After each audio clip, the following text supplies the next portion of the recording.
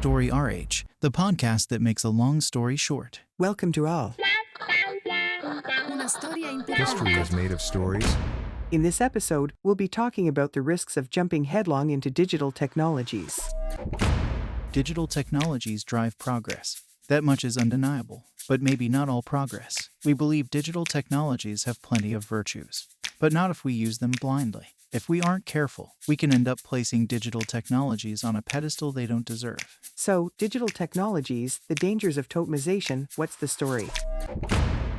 There are two simple reasons to be prudent. First, digital technologies are above all a market, which means they come with their own mercantile interests proportionate to the outsized nature of digital promises. As such, it's important to remember that digital discourse is influenced by different players' positions in this market. The second reason is that the commonly held positive view of digital technologies is rarely debated. It feels a bit like a diktat and is clear proof of a lack of critical thinking. It is a defining characteristic of our time. And it's this second point we'd like to focus on here. It encapsulates a point in time, with its fears and desires, doubts and feelings of powerlessness, myths and beliefs. Given this situation, the dangers of totemization loom large. A totem has three main characteristics. 1. A totem is based on a myth. In other words, a tale that explains phenomena which elude the reasoning abilities of the people it is destined for, and it aims to provide answers regarding things they don't understand.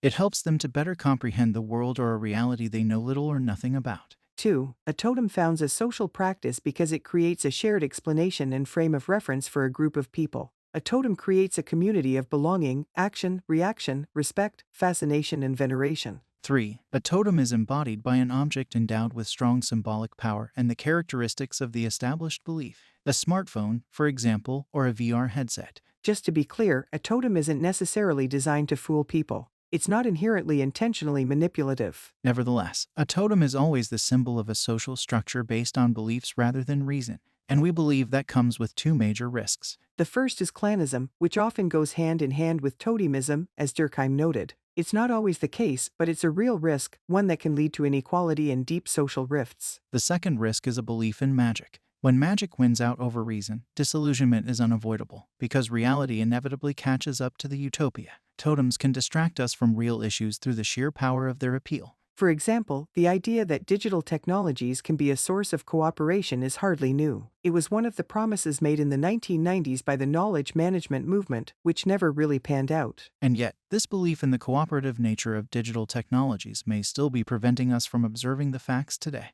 Maybe this belief spares us the real and difficult effort, individual and collective, required to achieve true cooperation. Or maybe it's that our yearning to see cooperation come to life makes us forget reason and opt instead for the magic of digital technologies, which is particularly regrettable since reason would force us to appreciate its real virtues and keep us from missing out on them. So when it comes to digital technologies, as with everything else, we have to let go of our love of myths to make sure that digital tools don't become a totem that transforms ideas. We want them to be a fact that transforms reality. We have to shift from discourse to action, from incantation to reason, from utopia to discernment. If we don't, our hopes of transforming our companies will most likely be dashed. To recap, while digital technologies have real, undeniable benefits, it's important not to give in to the siren song which casts them as the magical solution to all our problems. To make the most of digital tools, we must be discerning, calling upon our reason and our ability to see nuance. Is that right? Exactly right. Way to make a long story short. Story RH, the podcast that makes a long story short.